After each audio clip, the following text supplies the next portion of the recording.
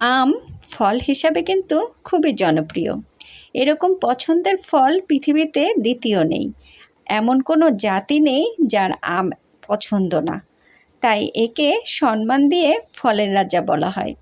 তো আম দিয়ে কিন্তু শুধুমাত্র যে আমরা শুধু শুধু আম খাবো তা নয়, আম দিয়ে পিঠা বানানো যায়। আজকে আমি আপনাদের আম সম্পর্কে কিছু তথ্য বলবো এবং আম দিয়ে কিভাবে পিঠা বানানো যায় সেটাও আপনাদের বলবো। তো আমি কিন্তু আমের মধ্যে নিয়ে নিয়েছি চিনি, কারণ শুধু আম দিয়ে যদি আপনি পিঠা বানান তাহলে পিঠাটা একটু মিষ্টি কম লাগবে। আম কিন্তু খুব বেশি মিষ্টিও না, আবার টকও নয়। আম হলো রসালো জাতীয় ফল। তো চিনি দেওয়ার পরে আমি এর মধ্যে একটু চালের গুঁড়ো দিয়ে ভালো করে মিশিয়ে নিয়েছি।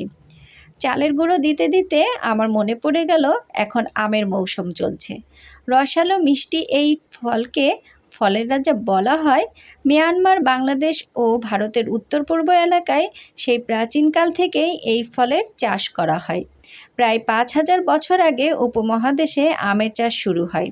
তো আমি চালের গুঁড়ো দিয়ে ভালো করে এটা ফেটে নিচ্ছি।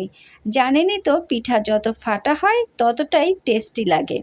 তো এই ফাটা হয়ে গেলে আমি এর মধ্যে পর্যাপ্ত পরিমাণে লবণ দিয়ে দেব।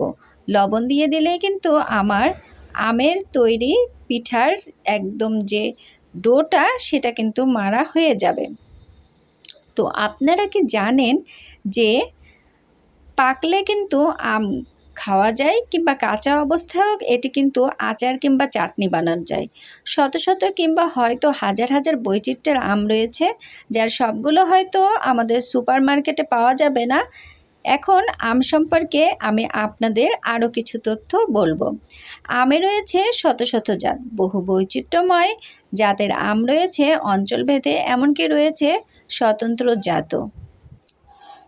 আপনারা কি জানেন আম কিন্তু জাতীয় ফল কোনো কোনো দেশের? হ্যাঁ, পাকিস্তান, ভারত আর ফিলিপাইনের জাতীয় ফল কিন্তু আম, আর বাংলাদেশের জাতীয় বৃক্ষ হলো আম গাছ।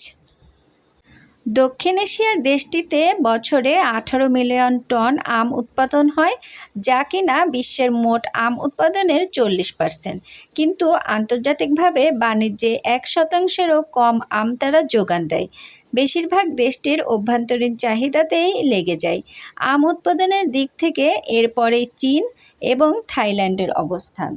তো আপনারা আমার কথা শুনতে শুনতে এবং আমের সম্পর্কে কত কথা শুনতে শুনতে তো দেখলেন তেলের ভেতরে আমি আমের সেই ডোটা আস্তে আস্তে দিয়েছি, একদম পুরো পাকান পিঠা যেভাবে বানাই তেমনি।